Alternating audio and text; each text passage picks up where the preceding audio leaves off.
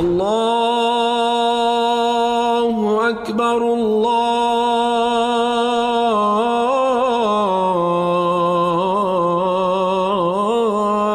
أكبر. Assalamu alaikum and welcome to the Islamic Center at New York University podcast, coming to you straight from the heart of New York City. We're building an amazing Muslim community here at ICNYU where everyone is welcomed and respected no matter where you're from or where you're at. This is the place to be. So open your ears and your heart and come along with us on another life-changing journey. Bismillah. Bismillah walhamdulillah wassalatu wassalamu ala rasulillah wa ala alihi wa sahbihi wa man wala. So before we start looking at the text again, what do people think? Should we show the match here? Tomorrow is Argentina and Croatia, but Wednesday is Morocco and France, right? So maybe Morocco, France? Yeah. Right? No, yes. Yeah. Do people come? Yeah. 2 o'clock. It's 2 o'clock in the afternoon. Yes. Yeah? We're here. The disclaimer what? Well, like, because a lot of people are boycotting the migrant workers and like the mistreatment that those workers do. Oh yeah. And after that though, like you all think you will come to watch the match here? If we do it at 2 in the afternoon? Yeah? Yes. Yeah, inshallah. You will? Your mom gonna let you miss school? We can talk to her, she's right there. So you bring all your friends here? Your friends are missing school to watch it? No? What time does school finish? Oh yeah. My kid's school finishes at that time too. Oh, maybe I'll bring them. Okay, we'll see. But not tomorrow. Like, does anybody really care what's happening with Argentina and Croatia? No? Messi fans do. Yeah? I hope Argentina loses. That's about it. What? Wow. Like a tough crowd. Okay, we'll see. We'll figure it out, inshallah. Great. So why don't we get started? Bismillah. People want to pull up the book. It's a book of assistance. You can just Google Book of Assistance PDF, Imam al-Haddad. And we're on chapter 3. That's translated as vigilance, but he's talking about a contemplative practice within our spiritual tradition called muraqabah. Essentially, you are looking over your heart, so your heart looks over you. We've gone through probably half of this chapter. For those who it's your first time here, this text essentially is a text that provides a spiritual roadmap to its reader, and it presents this in steps. They're really short, concise, easily digestible chapters. The first chapter was on yaqeen, or certitude. It was like a deep faith, right? And so faith in and of itself is not just kind of abstract doctrine. Your conviction is not something that exists on a shelf somewhere. You can't believe something because somebody else believes it. Fundamentally, your belief lies within you. And when we talk about having deep faith in something, right, the way that we could come to this space and we know that there'll be chairs for us to sit in. We know that the lights will turn on. We know that the water will work in the wudu rooms, right? The same way you have faith that these things will essentially function. You believe in Allah the way that you believe the lights will turn on when you hit the switch, right? You believe in God the way that you believe that the water is going to come out of the faucet when you turn the faucet, right? Does that make sense? And so yaqeen, certitude, Imam al-Haddad sets as the destination point, right? It's kind of the goal. And the idea is that that first chapter sets for us a common ground of what we're working towards, because any individual reader will pick up a text and they won't have a shared beginning, but you can have a shared kind of end in that worldly sense of spiritual acquisition, right? Then he sets in chapter 2, niyyah, intention, that you know why you're going to do what you're doing before you set out to do it, and that you constantly revisit this, right? It's a roadmap. You're kind of moving on a trajectory to get to a place, and so you revisit intention so that you can affirm for yourself, am I actually getting to where I want to get to? That did I turn where I was supposed to turn, or did that turn take me away from what I had intended? And then that third spot in this book, that third chapter, what we're looking at now is on muraqabah, right? Vigilance of the heart, You're engaged in this state of awareness, wakefulness, that your heart is literally like a soldier, vigilant in terms of whatever you're going to meet on this journey. So what I want us to do to start off is, and maybe we can kind of like move in a little bit if people are comfortable with it, but you can stay where you are also, whatever you want. But just to make room so people come in to pray, they'll have space. They won't kind of clutter in the corners. These are not meant to be chapters that are understood in isolation, right? Just like you don't want to look at Quran and Hadith in this kind of reductive approach of just looking at them in silos. That this one Hadith means only this one thing. Or this verse of Quran only means this one thing. Because the idea is to be able to deepen relationship with text. The companions of the Prophet ﷺ, all of them didn't memorize the whole Quran. And you had luminaries of our tradition who after the generation of the Sahaba came, and they would say that Surah Al-Asr, for example, Imam Shafi says that if you were to just contemplate on that, that would be enough for you from the Quran. Right? The Surah Al-Ikhlas, the Hadith says, is a third of the Quran.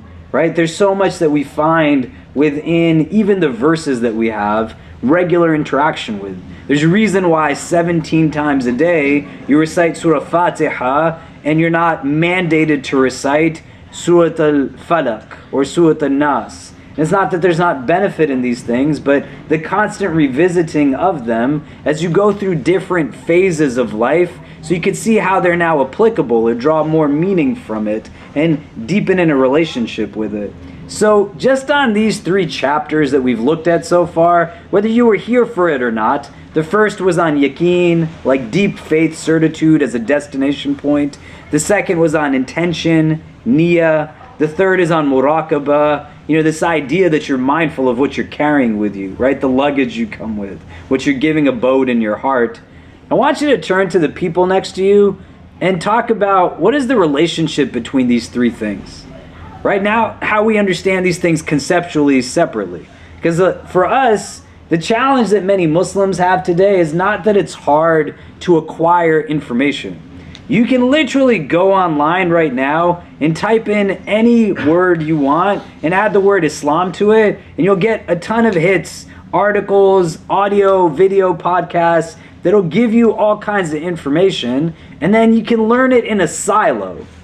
But you want to think about how concepts relate to one another, right? Don't just know that like this kind of job is haram or this kind of food is halal, but how does yaqeen relate to like your worldly sustenance? How does a faith in the divine or the state of your heart, muraqabah, relate to other things that you deal with in the course of going to school, going to work, dealing with family that's tough, dealing with friends that are not really so kind, or people that are great, right? How do we take concepts and apply them to where we are? As a starting point, it's also about how do they relate to each other. So why or how do these 3 topics have relevance to each other? Yaqeen, certitude, niyyah, intention, muraqabah, vigilance. What are some of the connecting points to it? And you can add in the 4th, which we're going to get to today. The 4th chapter is on the inner self and the outer self. It's a really short chapter, so we'll probably get through the whole thing. But how do these topics relate to one another in kind of a way that we can start to have a thread of interaction? Does that make sense? Right? Because like, it's easy to pray. You can go up and down, but sometimes the physical prayer becomes devoid of a prayer of the heart. Or it becomes devoid of like, who am I really praying to at the end of the day? But if you learn things separately from each other, right? You teach your kids to memorize Quran without giving them an insight of like who sent down the Quran in the first place. And all of us have the children that we were still living in us. So many of us, if we were born into Islam, learned the words fard and haram before anybody taught us to celebrate God in our lives. Or you were taught to pray your sunnah prayers before you were taught whose sunnah you actually follow. In a meaningful way. Not just in terms of dates, of names of ancestors and these things. Not that those are not important things, but they're just regurgitated. Do you see what I mean? And it's how do these things all kind of connect to one another? And you start to think about it. So what's the connection between these chapters so far? Yaqeen, certitude, niyyah, intention, muraqabah, vigilance of the heart, the inner and outer self, which we'll get to. So if you could turn to the persons next to you, ideally in pairs, right? But try like no more than 3 so that everybody's getting to talk. And then we'll come back and discuss, and then we'll get through the rest of the chapter. So go ahead. And if you don't know the names of the people around you, introduce yourself first, and then kind of start. And if somebody's sitting next to you not talking to anybody, then just pull them into your kind of group.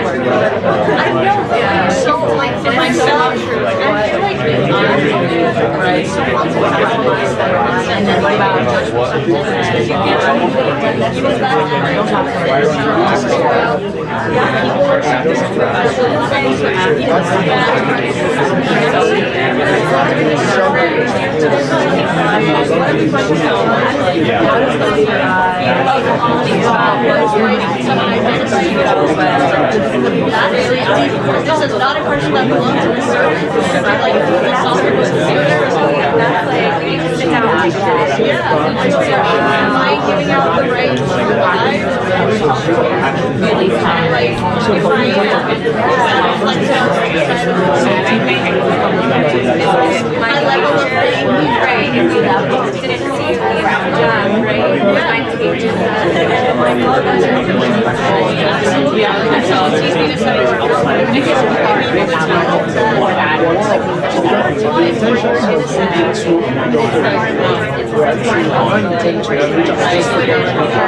meet a person you've never met before, and then when they're walking out, like, okay, where is Jen? Right? I would not have looked at that person. Like, actually, that's how it works. Oh my God, it's like so interesting.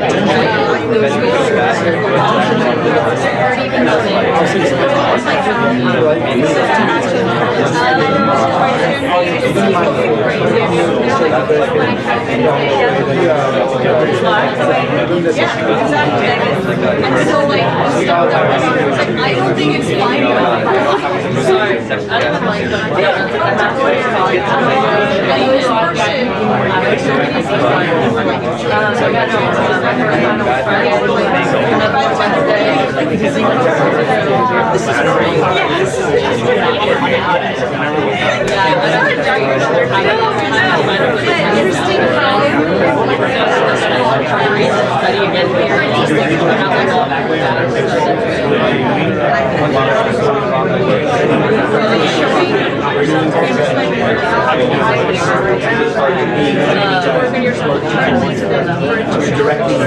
I feel like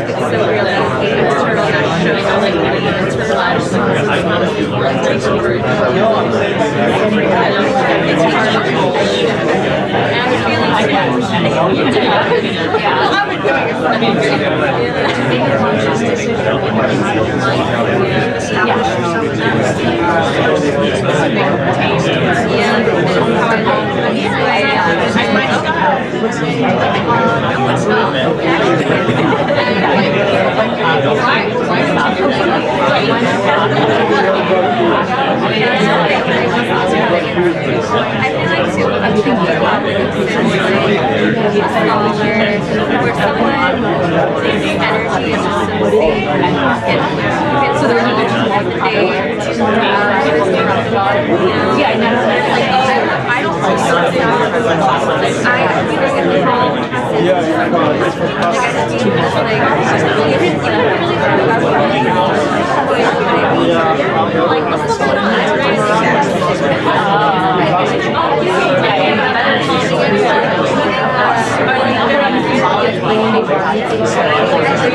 Okay.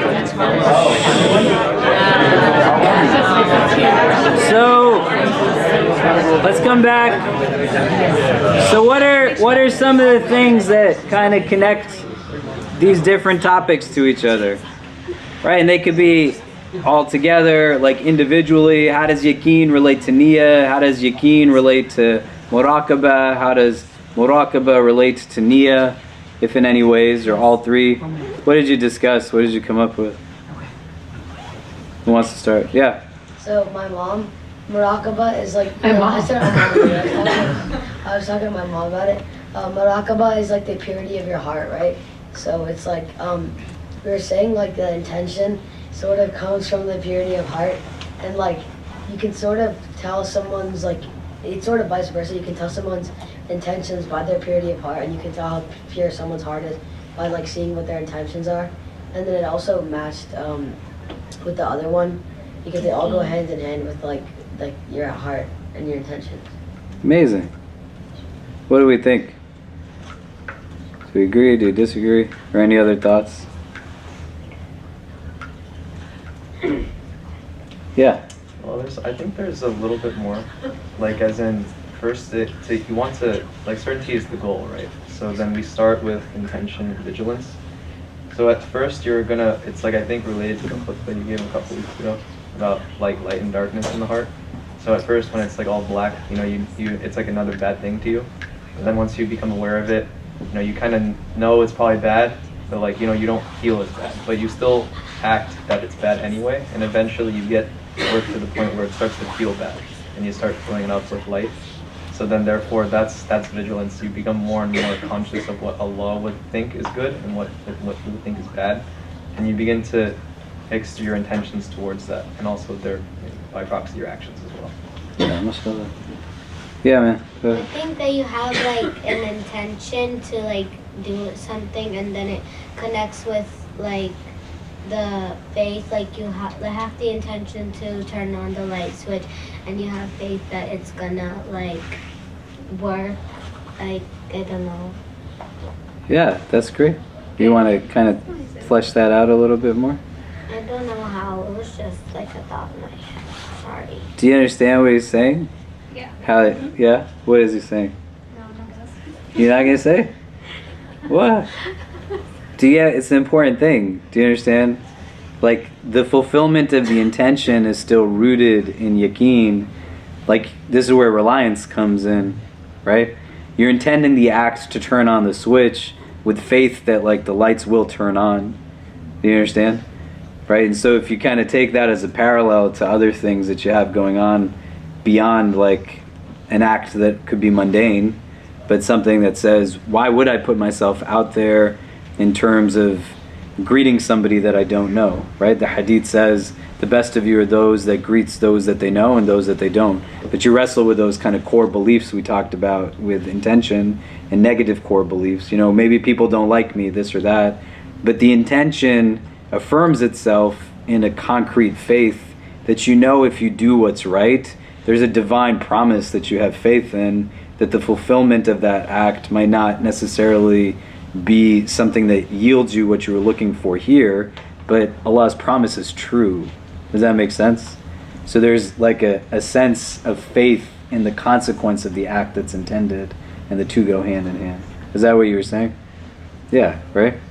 Amazing. And do you get why it's important? Because that's where the mindfulness aspect, the muraqabah, comes in. That you're in a place where you just push out the clutter. You push out the distractions, and you kind of hone in on, like, why am I doing what I'm doing? And what's really kind of the fundamental thing that I have a deep conviction in at the consequence of this, you know? So like, why am I going to not go to Jummah? And when I'm intending the act of missing Jummah, what is it telling me about like what I actually have conviction in? Do you see? You get what I mean? But when I intend it, and I know fundamentally that like my professor is gonna make a face at me, you know, why did you ask for extended time on an exam, or like blah blah blah, or my boss is gonna say, you know, do you really need to go do this every Friday at this time, or whatever else. My intention is rooted in what I have yaqeen in, right? I have a niyyah that affirms like what I actually have faith in at the end of the day. And you go back with vigilance to look and say, if I'm not doing it, what am I really putting my conviction in as a telling of myself? Do you get what I mean? Does that make sense? Right? Yeah? What else? What else are connections here? That was really good, thank you. What else comes up? Somebody else had their hand raised. Any other connection points? Yes, no?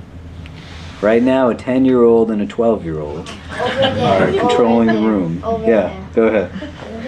We also talked about how like they're all interconnected and how the lack of one might result in the lack of the other. And then more specifically, how Mariama brought up, it's kind of like a train, like you kind of have to have each in order to have like a complete spirit. Yeah. And the way certain things can compensate for each other, right? The pursuit is not a pursuit of perfection. That's not what Islam is about. You don't want to be in a place where you're paranoid that says everything always has to be right, always, all the time, and there won't be mistakes. Because sometimes taking a step backwards is advantageous because it gives you a different vantage point of what lies ahead. You know, and it allows for you to see things with a different kind of prism and a different sense of awareness and consciousness. Do you know what I mean? But these things can all bear impact on each other, and their absence serves as a mode of impact, as well as like their presence can so serve as a mode of enhancement, you know? So if I didn't have a terminology or like language around things, if I didn't know like what the word yaqeen was, or no one ever said to me like live with kind of deep intentionality before, it wasn't a concept that I ever interjected into just my lexicon, then how can I do something with something that I don't even know is something that exists? Do you see? Because it's not like, oh, here's this thing that is a chair, and if I didn't like ever see it, if you never saw one of these things before, we constantly have people that email us, DM us on social media, what are these things that you're sitting on the ground? I want them in my house. Right? They're called backjacks. If you want one, just Google backjack. That's what it is. It's a backjack. But if you didn't ever see a backjack before, you could somehow still figure out what it is, right? And you could only use it in a few different ways, and fundamentally you'd eventually figure out how to use it. This can be used in more than one way, by the way, right? So the way you all are sitting on it is one way to do it. If you flip it the other way, you can actually lie down on it, which is pretty crazy if you think about it. Yeah, go for it, go nuts. You know? And so when you're with that though, like you can still figure it out. You can't unconsciously figure out a concept like intention, or a concept like yaqeen, or a concept like muraqabah in that way. Do you see? And so this is where like part of it is about learning and knowledge, not in a place that you weaponize and you push people down by not quote unquote knowing, but the more you read, the more you expand your vocabulary, the more you hear other people's ideas and opinions and thoughts, can create an opportunity now to broaden and think about how does this resonate with me in different ways. Do you get what I'm saying? Like I was in Singapore and I've been invited to speak at something by a organization that works with the government there. It's called MUIZ, and they essentially oversee every masjid and every madrasa, and they were going through like a kind of plenary session of what the next 10 years was going to look like. So you're talking about like hundreds and thousands of teachers and imams and others. And there was people that came up to me afterwards who they were talking to me about things like depression, anxiety, self-harm, abuse, and they said, we don't know what to do because they don't talk about this here. And they said, we look westward to people from your country where religious scholars are talking about things like substance abuse. They are talking about things like that we struggle with, mental health, emotional wellness, etc. But some of them said to me, we didn't even know that these were things until we started to hear people talk about them. Do you understand? And your religious growth cannot be something that starts and ends with a Sunday school kind of trivia knowledge of Islam. At every level and every juncture of your growth, there is a need to be able to revisit, renew, as well as acquire new information and understanding for your own peace of mind and inward stability, so that you can start putting names to things that you have felt but didn't know how to validate. And the same way that goes to like your emotional self, your spiritual self needs to be in a place where it has access to language and practice and other things that it's yearning for, but you can't just somehow organically develop those ideas on your own. Do you see what I mean? And that's like what the Quran is there for. So if you don't read it, you're not going to be able to take from it what it says. Right? That's what the sunnah is there for. It's not so you can walk into a room and be like, oh my God, you're dressed like this and you listen to that and how could you eat this and why would you talk to this person? There's nowhere in the hadith where the Prophet does that to people. When he literally just walks into a mass gathering and starts sizing up how everybody is living in contradiction to his way of life. Right? The ihsan the Prophet has, because he lives all these concepts, render now for him a prism and perspective of worldview that sees what's inherently good in others, empowers them through that. He doesn't need to fill himself up in a way that elevates himself by denigrating others. And then he leaves behind this example so that you have access to these things, because in a chaotic world like this, it's not that much different from what the Meccan society was that these people were living in. Also, they had a lot of the same challenges, a lot of the same issues, right? But then when you're 20, you're 30, you're 40, you're 50, you have marriages not working out, family doesn't let you do certain things, jobs don't work out, there's other stresses. You can't then just go back to when you were 9 years old and someone had you memorize a list of names that you never learned like what to do anything with. How does this apply back to my life? Do you see what I mean? Does that make sense? And how do these things relate to each other, right? Does that make sense? So as we continue to go through these texts, we want to look at how the different concepts relate to each other, and on your own, you sit for like 10 minutes and you say, how does this manifest in my life? And how do the different aspects of it relate to other things, right? You don't know so much Quran, that's okay, right? The parts that you know. How do you go and read Surah Fatiha and have it be something that you look at through the prism of yaqeen, of niyyah, of muraqabah? You see what I mean? Right? You go read Surah Ikhlas. How does that apply to some of these concepts? And it deepens now with what you have, and you can look at it through a different prism, and it gives more beauty, like in that perspective. Does that make sense? Are you sure? Yeah. Can somebody who's nodding tell me what I'm saying so that I actually know that you're not just nodding to get me to shut up? You're nodding really hard. What am I saying? Like to not think about where my spiritual standing is when it comes to muraqabah or niyyah, rather to try to implement all of these with what knowledge I have right now and to keep proceeding with what I have. Yeah. What else?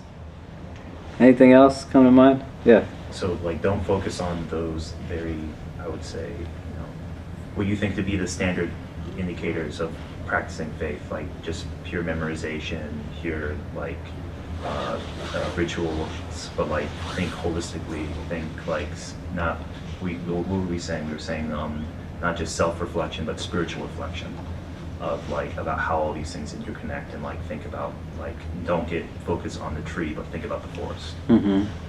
Yeah, amazing. Wow, it always feels nice when people are listening to you. I also felt good that you remembered something from Jummah from weeks ago. Because when you said that, I was like, what did I say? I don't remember about that. Alhamdulillah. Okay, why don't we go to the book? And so we're at chapter 3. We were looking at the chapter on vigilance. And we had read the first couple of paragraphs. But why don't we just start from the beginning again?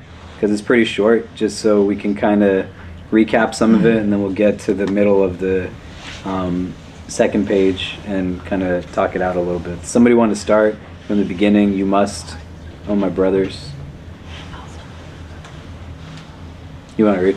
Yeah, okay. Go for it. You must, O my brothers, be mindful of God in all your movements and times of stillness. At every moment, with every blink of the eye, with every thought, wish, or any other state. Feel his nearness to you. Know that he looks and is aware of you, that nothing that you conceal is hidden from him. Nothing that weighs so much as an atom is hidden from your Lord, whether on earth or in heaven. When you speak aloud, he knows your secret thought, and that which is even more hidden. He is with you wherever you are, with his knowledge, awareness, and power. If you are of the righteous, he will guide, assist, and protect you. What? Yeah, you keep going. Have modesty before your Lord as you should. Make sure that he never sees you in a situation which he has forbidden you, and never misses you where he has commanded you to be. Worship him as if you saw him, for even if you do not see him, he sees you.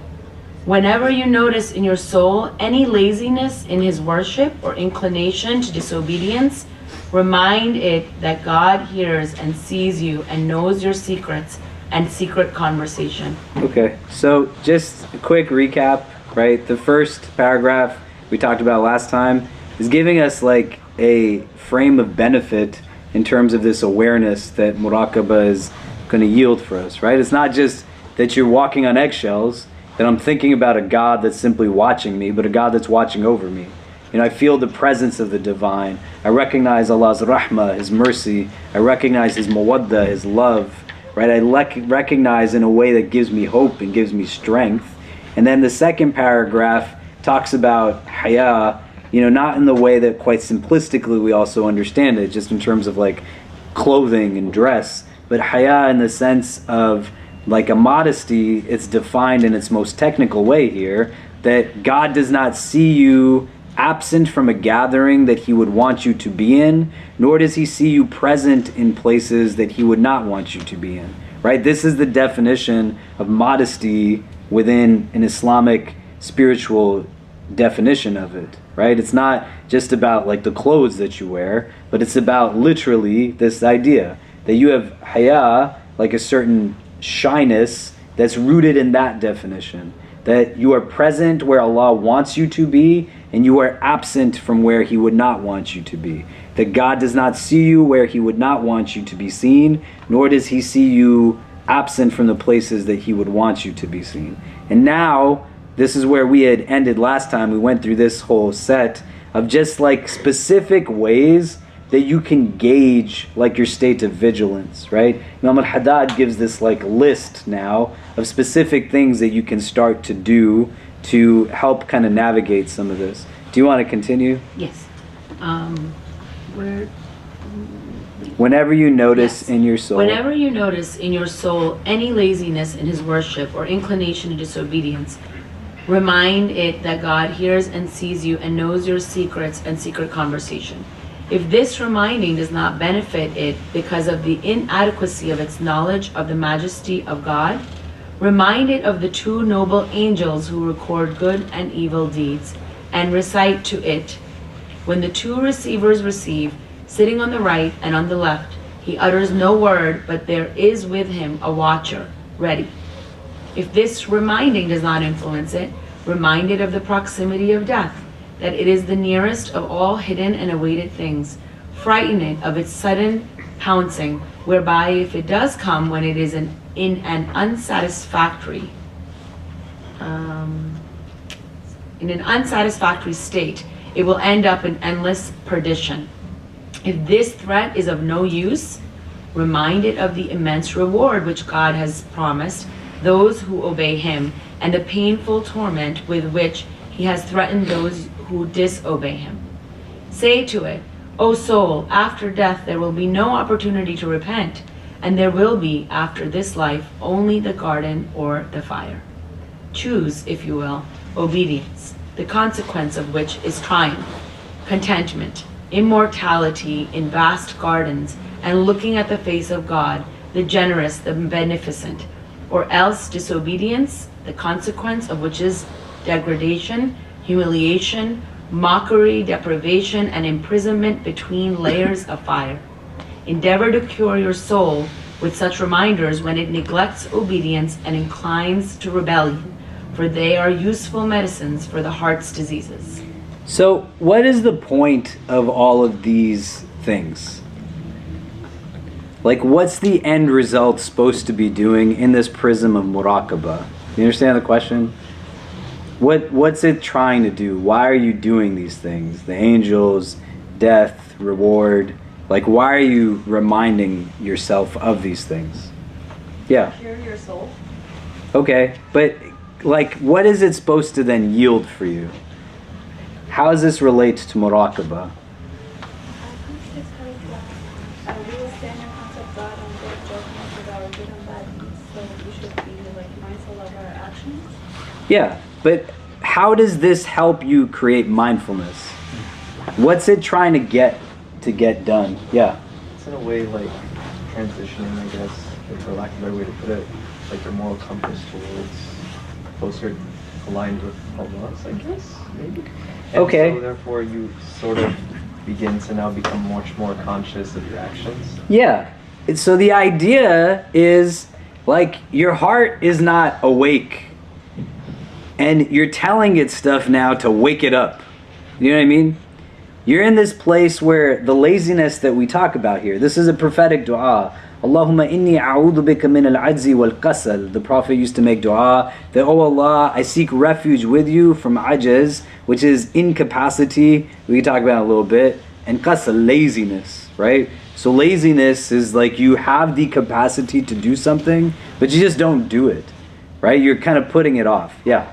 I sort of wanted to compare this because like this morning, so like I do like wrestling with my school and we have to get up early at like 7 a.m. Sundays for practices. And last night I had to sleep sort of late because like my aunt is staying at our house for a little bit. And like, so I slept later last night and I had to get up really early this morning. And I really didn't want to get out of bed, and then my dad told me like discipline, and he kept like reminding me. And then I finally got up, and then I ended up being a little bit late, but it still ended up well. And I think it sort of like compares to like reminding your heart to like stay on the right path and like be vigilant and like have good discipline. Yeah. And understanding this, right? Like you play football, right? I used to play football. He's like the same size as I am now. So you can tell why I don't play football anymore. But in understanding that so much of that game is like a mental strength game, you know? And when you're 5 foot small and you're playing with guys that went to play D1 and they're huge and much stronger and faster and everything else, your ability to stay focused in that requires you to have a self-talk that says that my mind is going to be as alert as possible. And this does not tell you any of these things in the prism of like you are a horrible person if you suddenly lose awareness and wakefulness for a few minutes, right? That it's okay to be exhausted, it's okay to be tired, that sometimes you're going to feel like you don't have energy, you're going to feel as if like what's the point? But you catch yourself from automatic thoughts and default setting thoughts by then bringing consciousness back in. And what Imam al-Haddad is saying, because the reader of this text is reading through a prism of spirituality, right? He does what he does. This is what his like living is, so to speak. So the assumption is the reader of this is coming to him also looking for spiritual prescription. The same way you go to your doctor when you got a problem, the doctor's going to assume the medical advice that you give is going to be what you take seriously or not, right? So here, like he's giving you spiritual prescription. You have to translate this now in a way that if these are not words you have familiarity with, if you don't have a consciousness or care at the fact that there's angels on your shoulders writing things down, you could go and look up social experiments that are done where people are literally put in rooms by themselves and they're told there are cameras recording you. And they know that people are watching what is happening, but they're all alone. And after a short period of time, they just start doing the dumbest things. Could care less about anything else. That they're literally told. There's cameras that are recording you and watching you. And after like however much time passes, they start doing things that you'd be like, how could you do that knowing somebody is watching you? You ask that question not rhetorically, but you ask that question in a way that yields then a result. And you start to then think to yourself, the way Imam al-Haddad is giving you now a set of kind of responses, that hey, laziness comes in this specific way, that you're going to tell yourself, I don't need to pray my sunnahs. Somebody else is going to vacuum. Somebody else will serve the food. Somebody else is going to put the chairs away, right? These are just like nafsani thoughts. We're not talking about shaitani haram thoughts. We're talking about things that are just keeping you from doing what's recommended, things that you do for your benefit. But when the laziness sets in, Imam al-Haddad says, this is how you reclaim control of your thoughts. You sit down and you take a breath, and then you realize that you are in control of you. Your thoughts are not in control of you. So here's the handful of things that in specific you could say. If this first thing doesn't work, say this next thing. If that doesn't work, then say this next thing. Try telling yourself that if you don't do this, there is a world after this that incorporates that which is a pit of chastisement. May Allah protect us from it. If that doesn't go, then try to compel yourself with something positive. Tell yourself that even here, there's like Jannah in store for people who do these kinds of things, right? But you figure for yourself too, in this language, what's going to get you to be in a place that has the ability to get your heart back in a state where it's on top and it's awake. So you're not lost in a place where you're like, playing games with people's lives, you're leading people on in relationships, you're unkind to your friends and your family, you're in a place where you allow for kind of mistreatment and abuses to exist, right? It doesn't make any sense. Like fundamentally, if you're in this place where the default settings, and it doesn't even have to be in things that are like that. Have you ever sat down and then at the end of something, right? Like I went to Toronto to speak at something with Khabib, the UFC fighter. Some of you might have seen it online. Really nice man, mashallah.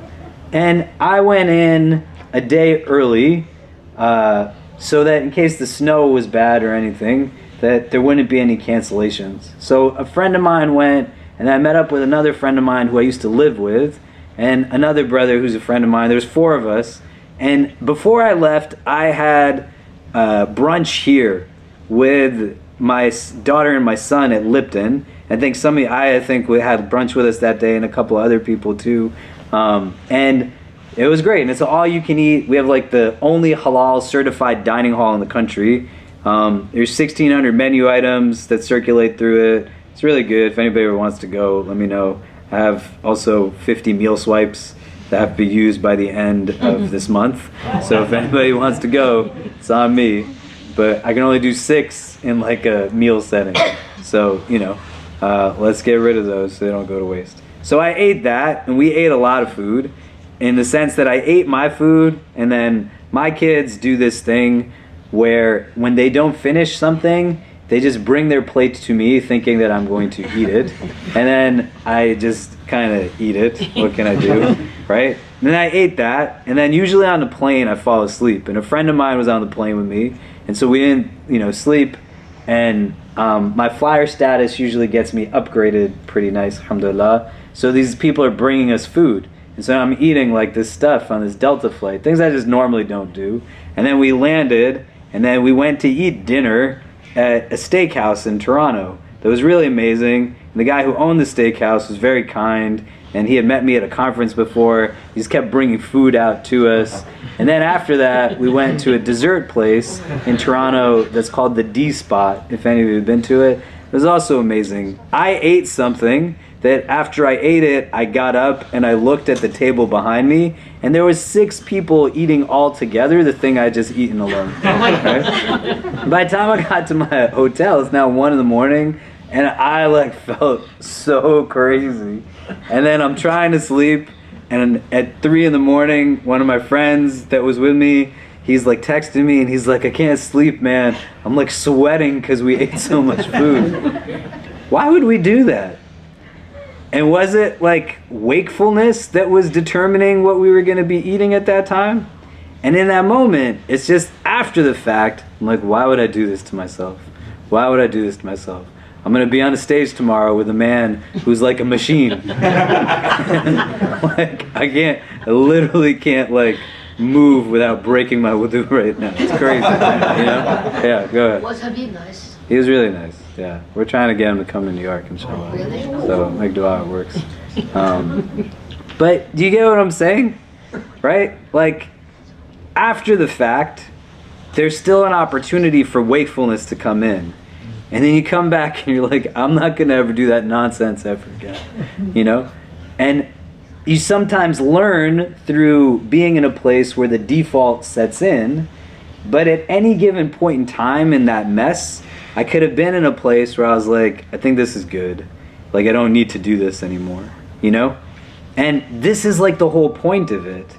You start to engage in a self-talk that utilizes reminders, that says hey, there's somebody else on the other end of that app that you're swiping on. That there's somebody else that you're kind of leaving behind when you gossip, where your own heart is being put in a place where you're not making decisions through it, but rather at its expense. How do you inculcate now wakefulness? How do you get to a place where you break out of the default settings? You're not supposed to live the way everybody else does. You live differently because you're Muslim, and that's fine. The yield at the end is going to be something that is a great gain in this world and in the next, because in this world it creates a peace of mind. It doesn't create just a facade of contentment. It's actual contentment, that you're able to manage things a little bit differently, right? I want you to think now for yourself, just with yourself. If you have something where you can write, that's great. What are things that you do that you can say to yourself? You're all alone, and this is where ihsan comes in this prism of muraqabah. God sees you wherever you are. So not just I'm with my friends who are also very stupidly forgetting that we're 40 years old and we're eating all of this stuff that we shouldn't, right? And not any one of us is reminding ourselves in this Muslim version of drunk driving that we're engaging in, that somebody has to be the sober human being, That's a different scenario. When you're alone at home and there's nobody else there other than you with you, and you are there now with your nafs, you are there now with your stomach, you are there now with your heart, you are there now with the aql, the intellect, and you will determine which is going to drive decision. What are things that you can say to yourself to get your heart to be sovereign? I want you to think just for a minute, because there's not any moment where some of us don't feel that laziness set in, or we fall into habits that we know we're not proud of, right? Or we do things that are just pointless. Right? Where do we kind of get to a place, the way Imam al-Haddad is saying, here's some things you could say to yourself.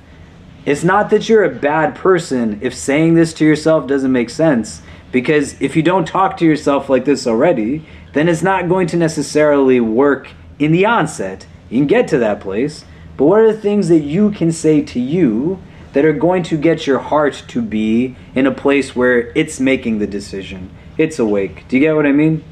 Just take a minute and think within yourself. what are some of those things that would allow for me? If you want to write it to yourself, great, so that you have that accountability and you're reflecting in it. You pull out a phone and write. What are like 2 or 3 things that'll help me snap back into a place?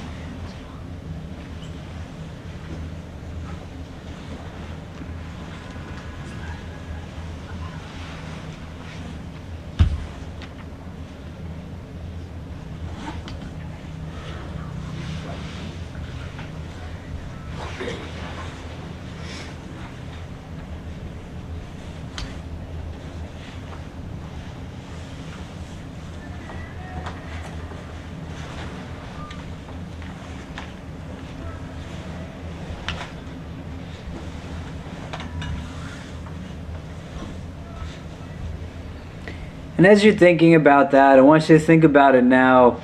How do you do that in other situations where there are other people around you, right? And what are the times like the default comes in? You're arguing with somebody, for example, right? A parent that you don't get along with so well. And these are barring situations of abuse, right? May Allah protect us from it and protect us from ever being one who spread it or caused that kind of harm to people. You know, but argumentation arises, right? Emotions escalate. Things come up, right? Bilal radiallahu an and Abu Dhar radiallahu an, they're arguing back and forth until the emotions escalate to a place, and Abu Dhar calls Bilal the son of a black woman in a derogatory way. And Abu Dhar himself, he's known as being a black Arab. So essentially what he's calling Bilal is like the son of an African in a way that is derogatory. And when they both hear it, then they become conscious of what it is, right? And then they start going back and forth in a way to try to remedy the situation. That Abu Dhar says to Bilal, like, put your foot on my face, you know? When the Prophet hears that this happens, he gets angry. Because the Prophet doesn't get angry at a lot of haram things. He walks with people through their struggles. But when people are racist, people are abusive, the anger is apparent. In the other instances, there's compassion. There's gentleness, there's kindness. He's walking with them through their struggles. But here now, the emotions escalate. You're fighting with somebody. How do you get your heart to be what's in charge? You're in a place where the emotions are high. How do you get the heart to be in a place of wakefulness again? And usually these are things that happen in private settings, not in secret settings. Secret worship is when it's just you and only you.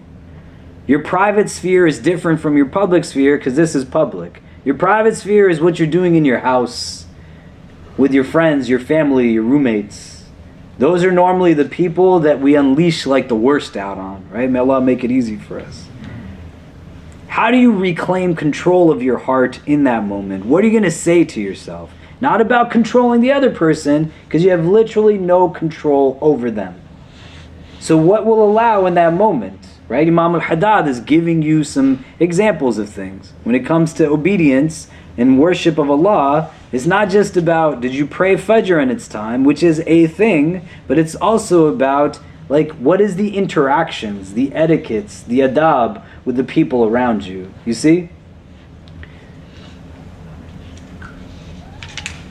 And then the last frame you want to think about it in is in that public setting now. That there are people around you, but what helps you to give like the heart control that will snap it back into a place where it's the element of you that is the one that is kind of defining and dictating how you're engaging things around you. And you gotta come up with like a recipe, you know, that's gonna allow for you to breathe again and to be in a place where you're not just running on default and all the emotional garbage that you've been through in your life now suddenly triggers itself and it unloads in a place. I was having an argument once with a friend of mine, or like a semi-argument, where they were just like kind of going on and on and on.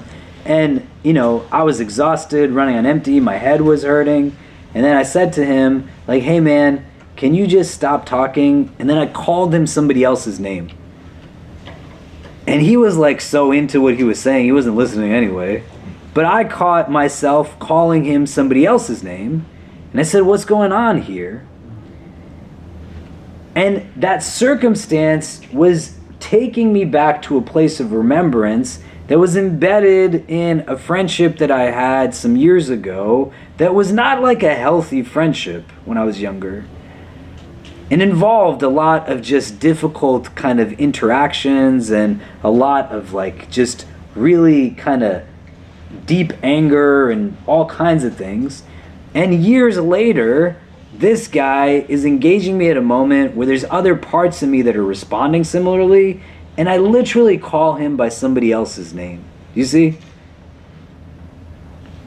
And that doesn't mean I'm a bad person, but I'm in a place where I have to have self-awareness that can allow for me to then kind of heal from what I need to heal from, and then still determine what's going to be the variable that defines my interactions with each other. How do I snap back to a place of wakefulness? How do I let that vigilance come in? Do you see what I mean? Does that make sense? Can we read the next paragraph? If you find emerging in your heart.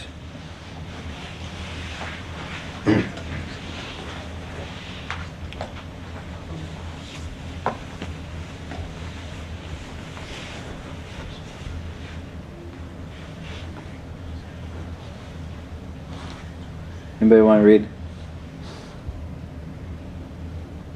Yeah, go ahead.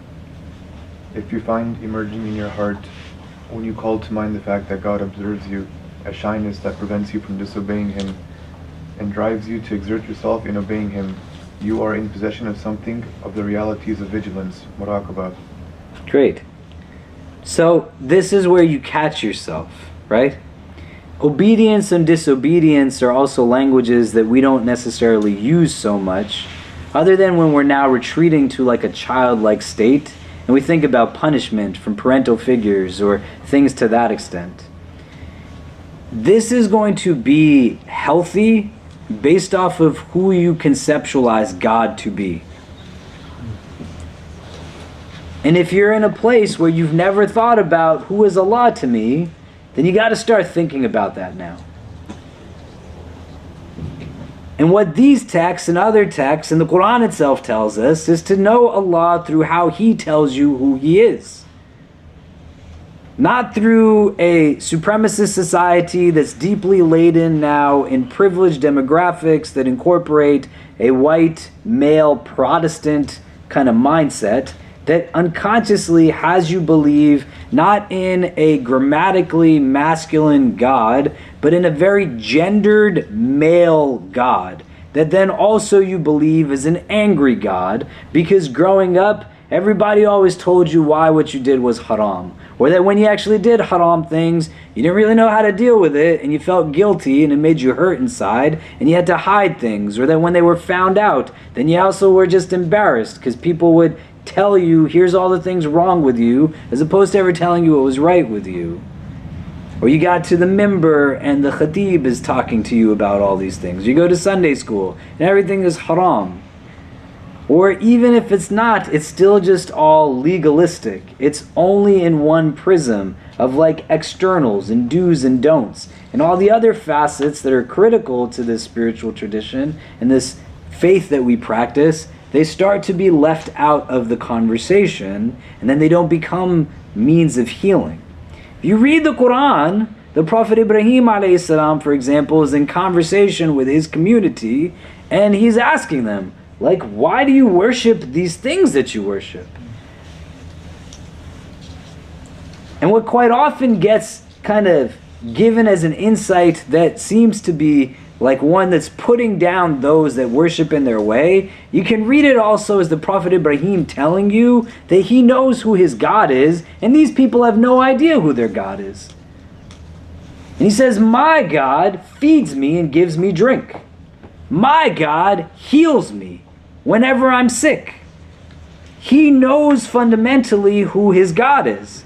And then when he snaps into this state of muraqabah, he is wakeful of that God watching over him. Not just a God that's watching him as if Allah is looking for a reason to punish you, but a God that's watching over you, looking for a reason to let you know you are never alone.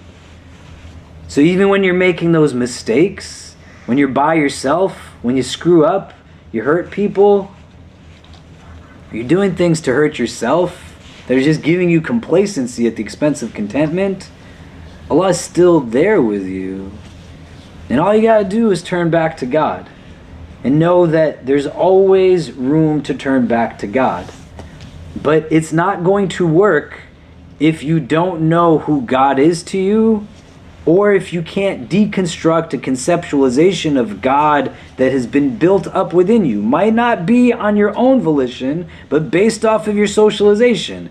Parents, elders, the masjid, Muslims, different people, society, whiteness, patriarchy, capitalism, all of these things shape for you understandings, consciously or unconsciously. And if you have never focused, sat down to think out, who is Allah to me, it doesn't mean that you haven't fallen into a paradox of choice, that when you have not consciously chosen, you have still then made a choice. And there is an unconscious perspective you have of God. You understand? Does that make sense? What I would recommend, and it's very important, you're going to, all of you, have days off in the coming weeks. There's entire days that everything is just shut down. And you sit down during the course of that, and you think to yourself, like, who do I actually believe God to be? You take out a notebook and say, who is God to me? And you write down the answer. And then you go open the Quran, you open the Hadith, you read like chapters that speak about who Allah is. He literally introduces himself to you right in the beginning. The Basmala, Bismillahir Rahmanir Rahim. This is who he's telling you, who he is, right? It's just all there. Ar-Rahmanir Rahim, Maliki Yawmiddin. He's giving you insight, right? How does what he tells you he is match up with who you believe? And it's not an exam. It's you sitting with yourself, so you make yourself vulnerable. And you write down, what do I believe God to be? And how does that relate to who he says that he is, Azza wa Jal? You see? And then where am I going to create a connection to get me from one point to the next? Right? So that now when that wakefulness is coming in, it's not just mindfulness in the sense that I know there's a chair here, but it's mindfulness rooted in an ethical imperative that has taqwa to it, a consciousness of Allah. So it breaks down moral relativism, because fundamentally this religion isn't about what I think is good or what you think is good. It's about what Allah knows to be good. And knowing what Allah knows to be good yields also for its practitioner, the practitioner yields to the idea that that's what's best for me. But none of it makes sense if you don't know or think about who God is to you. It's a God-centric religion. How can you not think about who God is in the midst of this, right? And I could tell you, you want to way to think about this, whether you are a convert or born into Islam. If somebody converted here tomorrow, and you sat down, you want a different way to do the exercise? You write, instead of the prompt of who is Allah to me, write down, if a convert came to ask me to teach them Islam, what would I tell them? Because I could put you in front of hundreds of people that have taken their shahada, that I've sat with, and after they convert, it stops being about God. And they're in a place where what keeps them from becoming Muslim are specifics that are rooted more in culturally hegemonic attitude towards religion, or are particular things that have really nothing to do with the beauty of our religion fundamentally.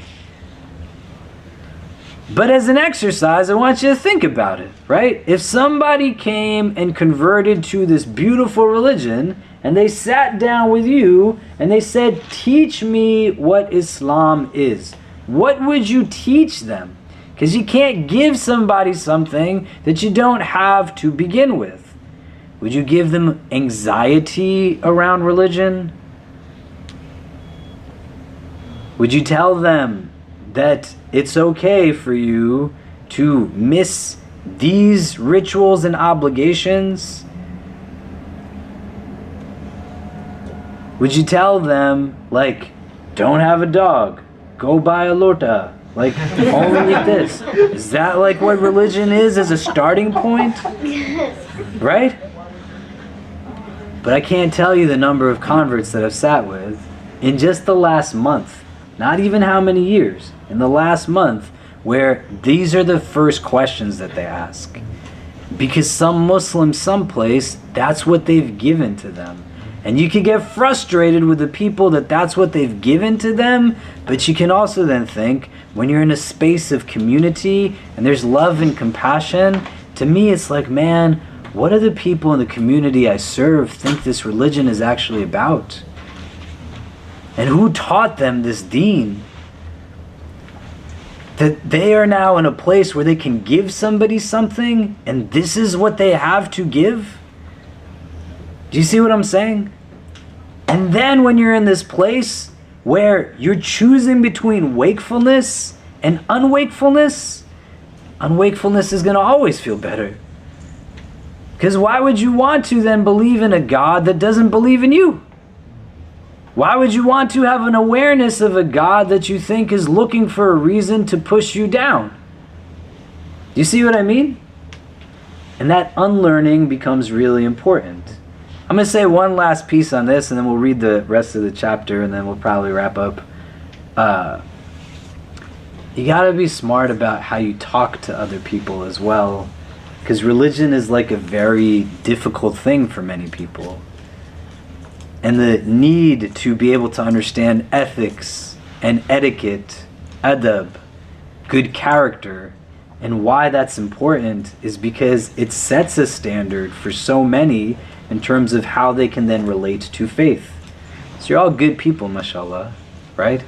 And you don't have to see yourself in a certain way for it to be true. So you overcome what's inside, and then you think about like how you can extend compassion and love and mercy, and then it creates residual benefit. Then one of the ways the heart becomes soft and it becomes tender and awake is through engaged acts of generosity and kindness. But you have to create some of those opportunities for yourself. How can you give salams to people who come into the prayer room and no one talks to them if you're not in the prayer room yourself to begin with? How can you be the person that volunteers at iftar if you're not there to begin with? Do you see what I mean? And you start to bring that wakefulness to decisions that plan out the day, that plan out the week. That isn't a quantified aspect. This is not a religion that is about how much you do. It's about how you do the things that you do. And you do them with ihsan. You do them with the heart, not at the heart's expense. You do them with inner self, like kind of awareness. Do you see? But because everything comes back to God in our religion, if you don't know what you're talking about, then don't say anything. You understand? Because you don't want to stand in front of Allah on the Day of Judgment, and it's one thing if Allah says to somebody, why don't you believe in God? But it's going to be another thing when Allah says to you, why were you the reason that this person didn't believe in me? Like, why were you talking on my behalf if you didn't know what you were saying? We have prophets that are sent to us. 124,000 our theology posits. Of them, there's like 300, 315 that were messengers, come with a book. 25 are named in the Quran. 5 of those are deemed to be the 5 best of the prophets. And they're there because they remove now the theoretical. They're exemplars, they're role models, but they move out like what is subjective to what is concrete. You can't understand the Quran without the seerah, and if you try to, this is where you create all kinds of foolish notions that somehow validate and justify mistreatment of others.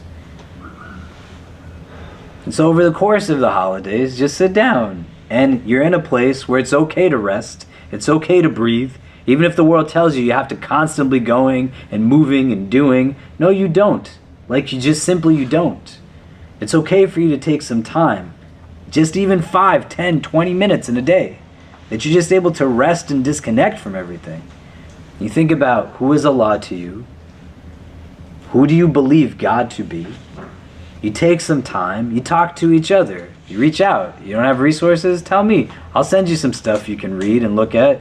What does Islam say? Who is Allah? What does the Quran say? What does the Hadith say? And then you compare the two. You think, where does the disconnect come in, if anything?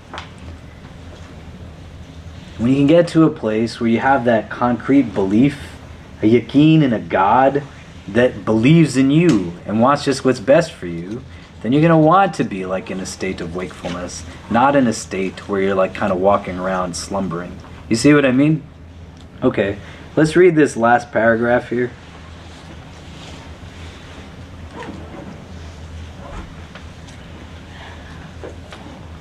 Who wants to read it? Go ahead. Know that vigilance is one of the most noble stations, high positions and lofty degrees. It is a station of excellence, ihsan, indicated in the Prophet ﷺ saying, excellence is to worship God as if you saw Him, for if you do not see Him, He sees you. Each believer has faith that nothing on earth or in heaven is concealed from God, that God is with him wherever he is, that none of his movements or times of stillness are concealed from him. But the important thing is that this awareness be permanent and that its results appear, the least of which is that he does nothing when alone with God that he would be ashamed of should a man of virtue see him. This is rare, and it eventually leads to that which is rarer still, whereby the servant is totally immersed in God, annihilated in Him, and thus rendered unaware of all else, absent from creation through his contemplation of the true King, having arrived at a secure seat in the presence of an able sovereign. So like, how are you? It's a lofty station. It's not easy, right? Meaning like it's something you aspire towards, right? You gotta have self-love and self-forgiveness, and this stems from recognizing again, like, who is Allah? You're gonna make mistakes. I'm gonna make mistakes, but in that, it still is not about kind of the act in and of itself. What Shaitan wants is not for you to commit the misdeed. He wants you to believe that the misdeed is enough for you to no longer have a relationship with Allah, right? Everything comes back to Allah. Everything comes back to like damaging that relationship with Allah. Then being in a place where you can find for yourself, why is this a priority? And it creates a different vision as I go into the workforce, as I go and meet the day ahead of me, as I deal with things that I love and things that I detest and things that are struggles and things that are easy and all of these things. And fundamentally, like, what is this all about at the end of all of it? And that I wasn't put here to just be a body, right? I wasn't put here in a place where I was given the capacities that I'm given, right? What other parts of creation have the ability to just think the way you can think? What other parts of creation have the ability to remember things and not even remember what you've lived? Literally, you cannot go to the birds and they can tell you what it was like to be a bird 5,000 years ago, right? You can't be in a place where you go and you sit and a pack of dogs can tell you what life is going to be like for dogs like 200 years down the line. Humanity not only has the ability to think about where it's at in this moment, but it has the capacity to understand through historical reference where it was centuries ago and can even project where things will be like decades, if not centuries down the line. That's crazy that you don't utilize your thought functionality to its best capacity then. That it's only in the moment and only conscious at the limited amount of time that the mind engages. 4% of your thoughts are done consciously in comparison to 96% that are just repeat, automated, like going on default settings. Now wakefulness is like, no, you use your entirety of your heart and you use your entirety of your brain. I was walking down the street today and I was just thinking to myself. And literally, I was thinking to myself where the thoughts come when I'm thinking them. And I don't know if this sounds like it's crazy, but I don't mind, right? And I'm trying to think in my body. As I'm thinking my thoughts, they're not necessarily projecting to me through like my feet or my knees or my stomach, but literally I can hear my thoughts in my upper self of my being. And that consciousness that exists within me, that's attached to the soul that is also inherently within me, that makes me distinct from the rest of creation, requires sometimes thinking the placement of these things as well as the awareness of them and becoming acquainted with them in different ways. And so being in a place where you are wakeful and alert is not an easy thing, Imam al-Haddad is saying. When it says it's a lofty station and it's giving that indication, you work towards it. Some days are going to be tough, other days are going to be great. Ramadan is not going to feel like outside of Ramadan. You're sitting in Medina and Mecca, it's going to be very different than when you're sitting in the middle of Manhattan. You're in different places and you yield now different potentials and different capacities. But you're in a space where you still have a desire, a longing to create for yourself a connection to what makes you inherently human. You see? And that vigilance, that wakefulness is something that's critical. I want you to take 2 minutes now and just turn to the persons next to you again. What are some of the things you're taking away from this conversation? Things that stick out with you? And then we'll come back and discuss and we'll wrap up for the night. So if you just turn to people, what are some of the takeaways?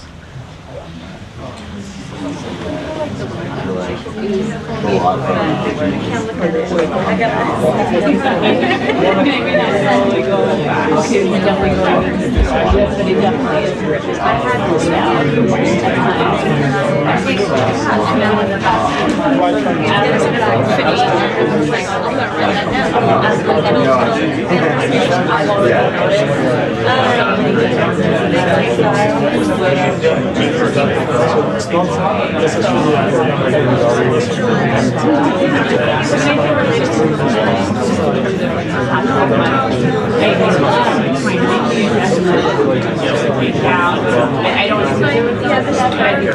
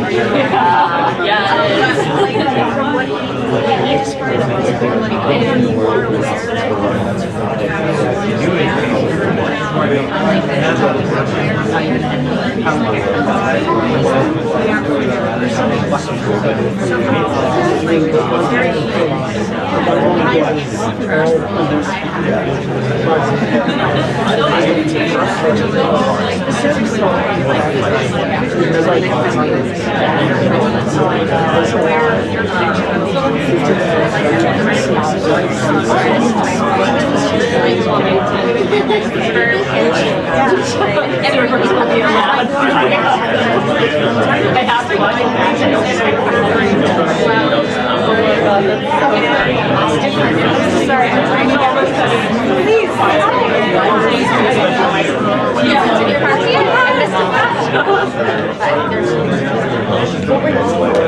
Okay, you can just continue from where you were.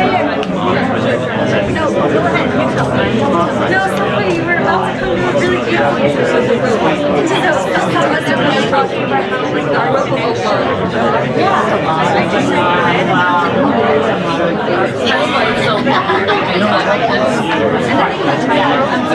how like our local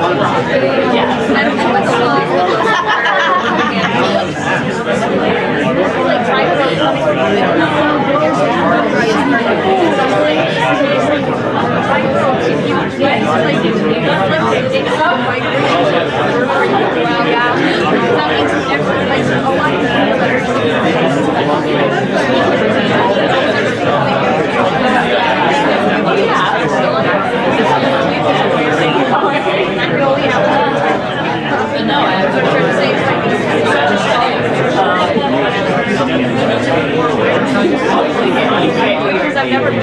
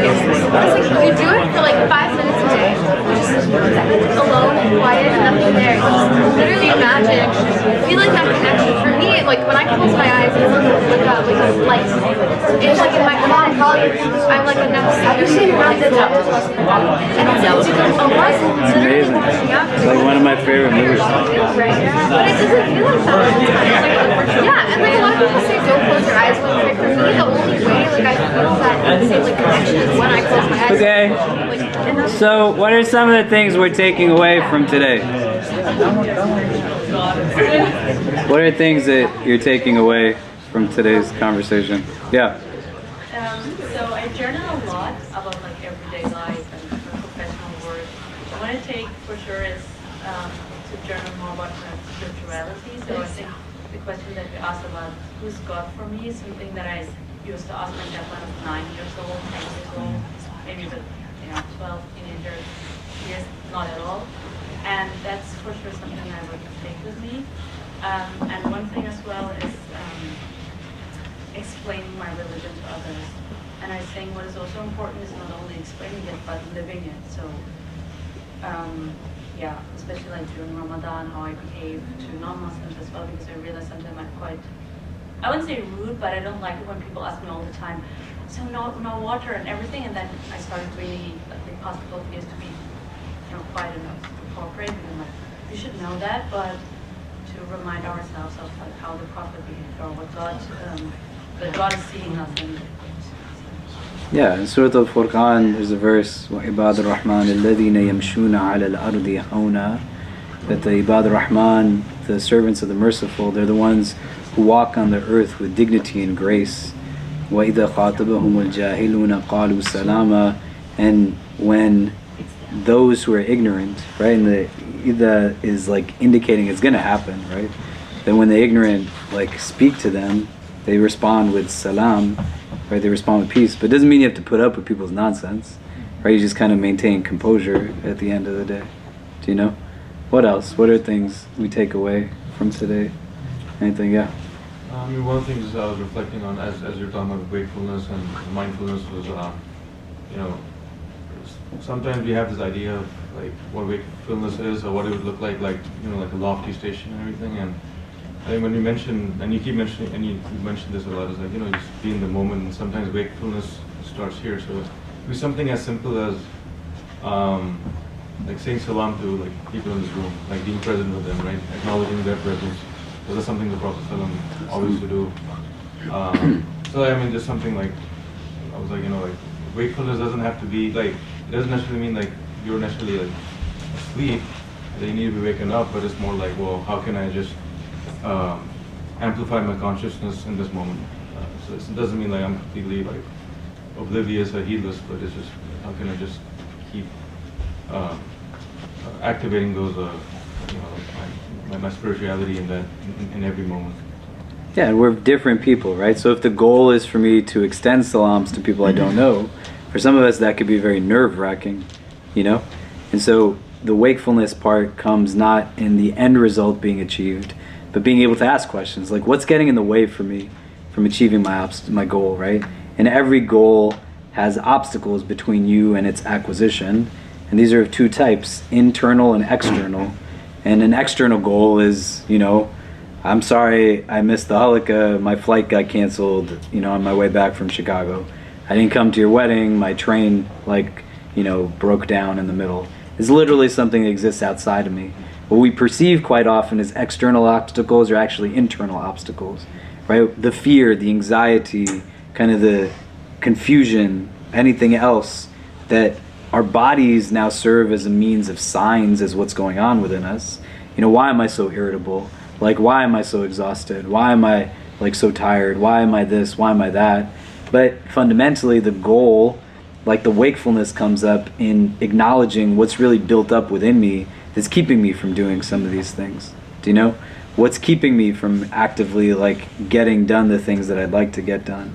And some of those are going to be easy. Some of those are going to be really tough to navigate. But that's where it's like the process, and you're on this kind of, you know, journey individually with the blessing of like people around you that can support you when you get tired and you need to take a break. Other thoughts we're taking away? So we talked about like how we verbalize muraqabah, right? And how does that look for each person? So for some of us, it looked more like looking at the aql, looking at how we use our intellect to reflect on our current state. And for others, it's like, it looks different, right? So, you know, for some of us, it looked like using the aql, and then for some of us, it looked like using the heart and doing dhikr, right? As a means of muraqabah. So I think it's really interesting to just think about verbalizing muraqabah and vigilance. Yeah, and a spiritual like secret that isn't really that secret but is necessary is a lot of this is going to also be found through moments of silence, right? Because it's really easy to talk and then not do, right? And this is Quran, right? لِمَا تَقُولُ مَا لَا تَفْعَلُونَ, that why do you say that which you don't do?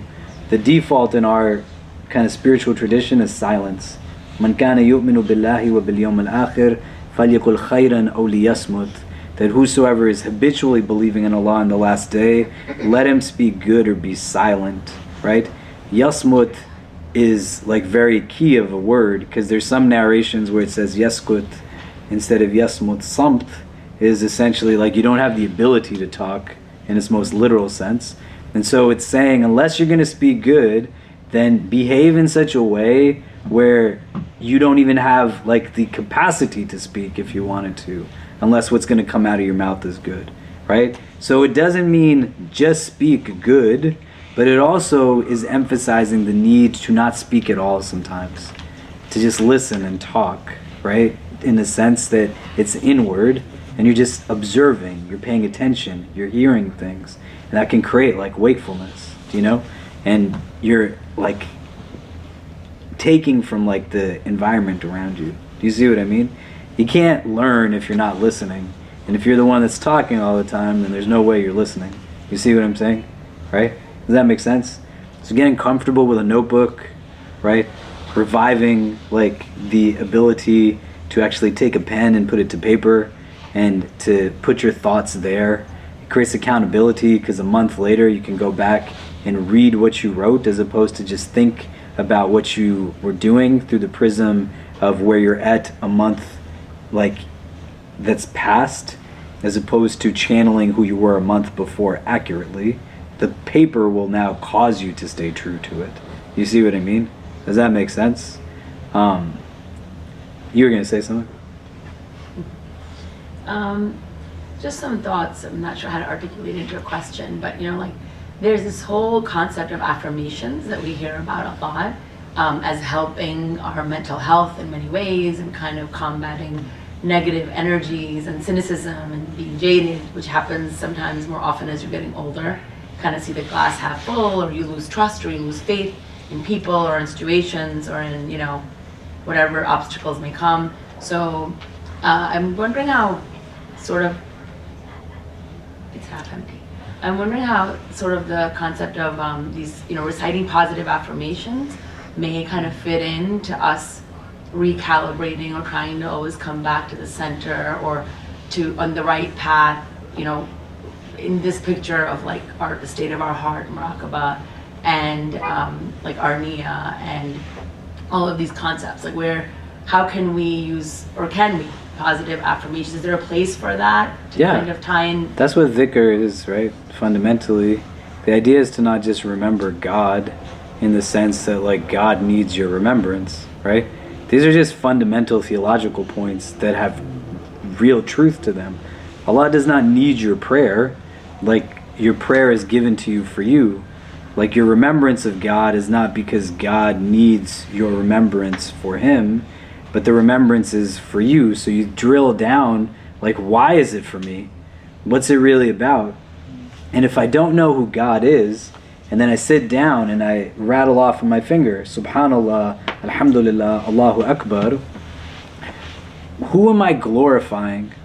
Who am I praising? Whose greatness am I proclaiming in these utterances?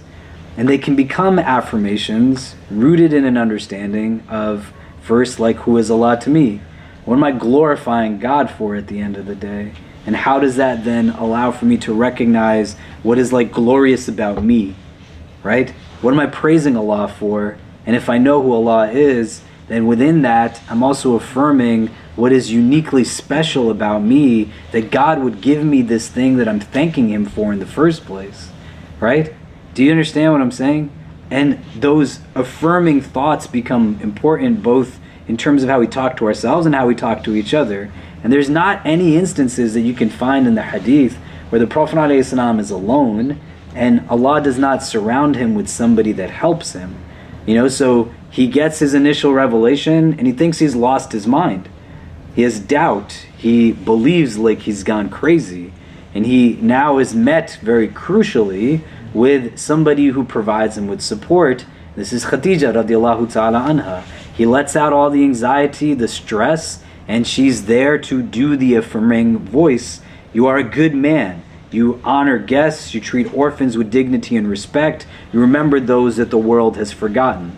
Right? It's there. Who are the supportive voices around you? If the people around you constantly just point out criticism, or you constantly just point out criticism with people, right? It's going to start to chip away at their heart and your heart. You need people who are real with you, and they can be that affirming voice when you don't have it for yourself. The Prophet goes on Isra and Miraj. He comes back. It's a night journey. He goes from his home to the city of Jerusalem, ascends to the heavens, and comes back all on the same night. And every Muslim believes that this happened. And he's got to now tell people that this happened.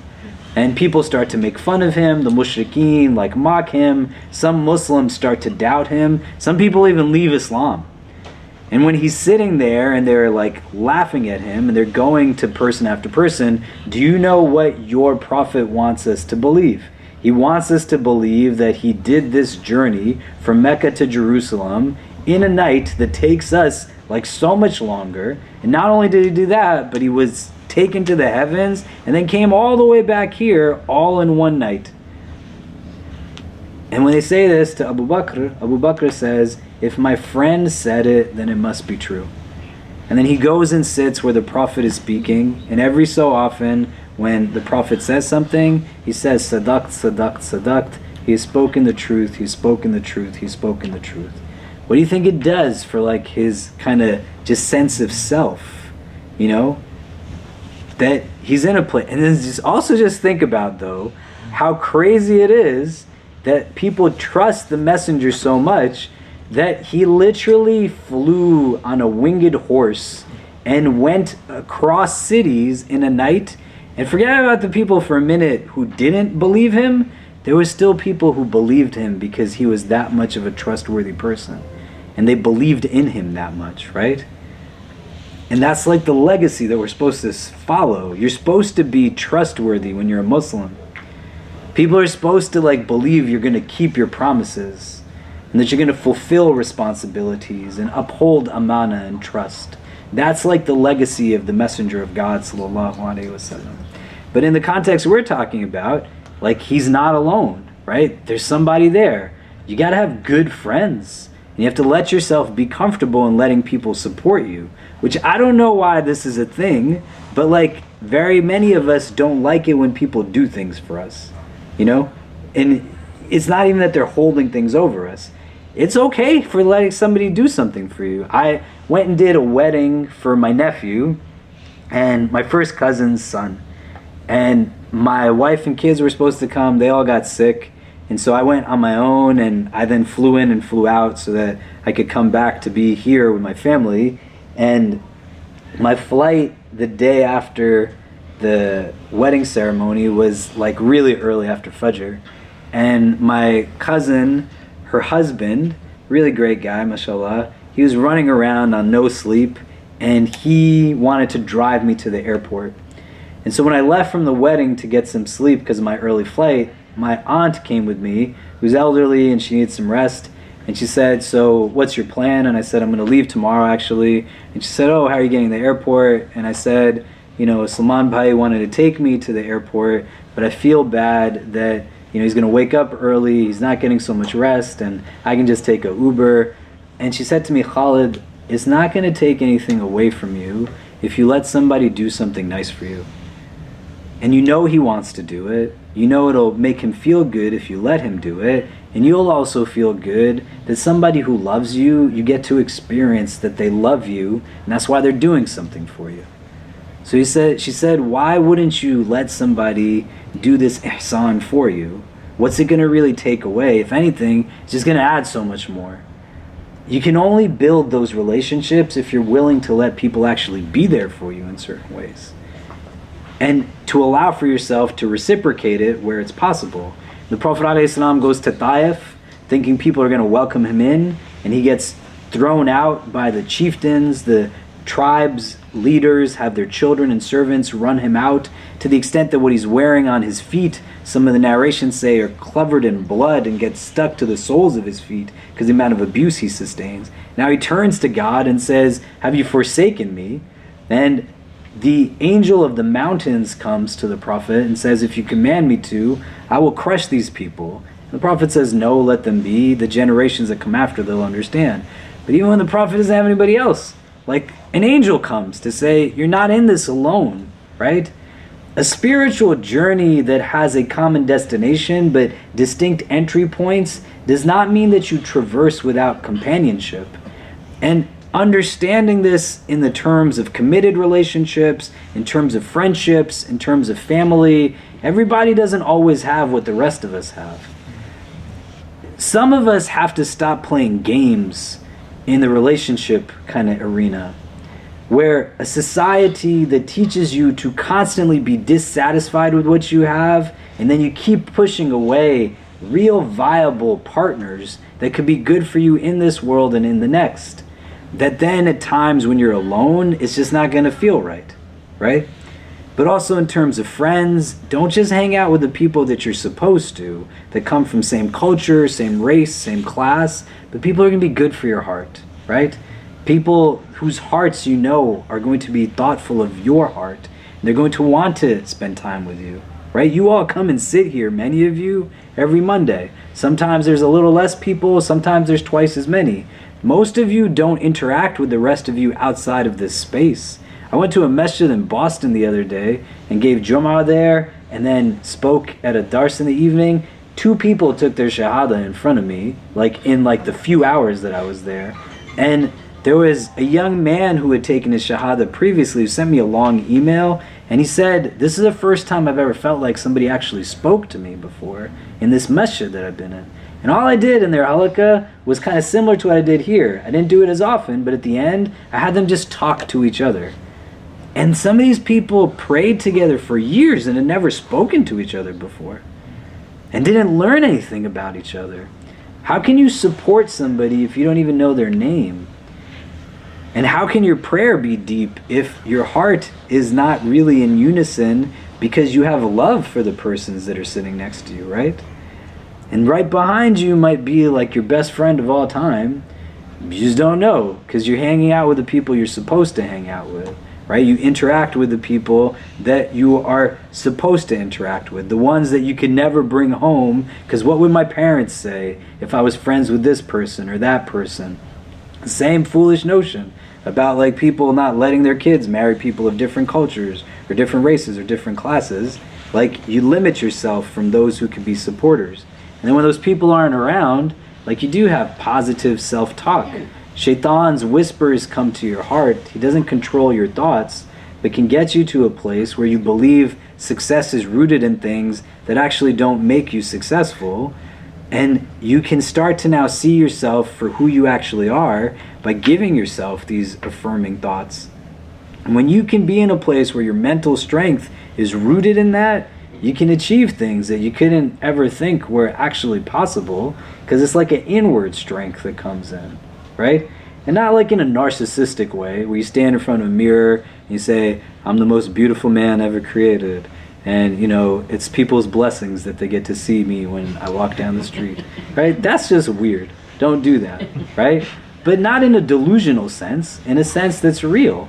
That people have told you all your life that there's something wrong with you. You start to break down that inner voice by giving yourself affirming conversation. In the muraqabah states, you're contemplating on things particularly that are not just rooted in kind of saying the adhkar that we're given, but also deepening for yourself with an opportunity reflection that starts to shift your inner state to a place that there's more positive self-talk, not negative self-talk. Do you know what I mean?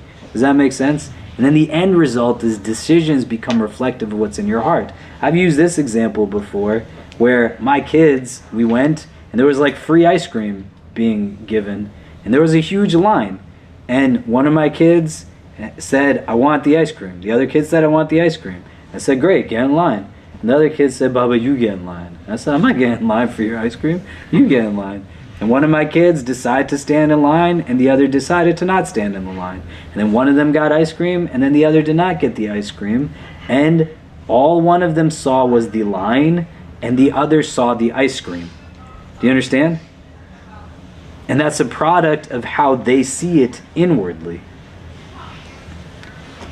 And then the one kid who got the ice cream, because he sees a little bit differently, he then gave that ice cream to the other kid. Do you see? And then they both ended up getting some ice cream by the end. But you get the point of the story, right? You don't want to miss out on it because all you see is the line. But you don't also want to hate yourself because you see the line. That's not going to work. You want to then ask yourself, why do I only see the line? Why am I not seeing what's at the end of the line? Do you get what I mean? Does that make sense? Okay. We hope you enjoyed our podcast. If you're inspired by the work that we're doing at the IC and want to help keep it going, subscribe to our podcasts, follow us on social media, donate to help support us at ICNYU.org, and most importantly, keep us in your continued du'as. Until next time, inshallah. Assalamu alaikum.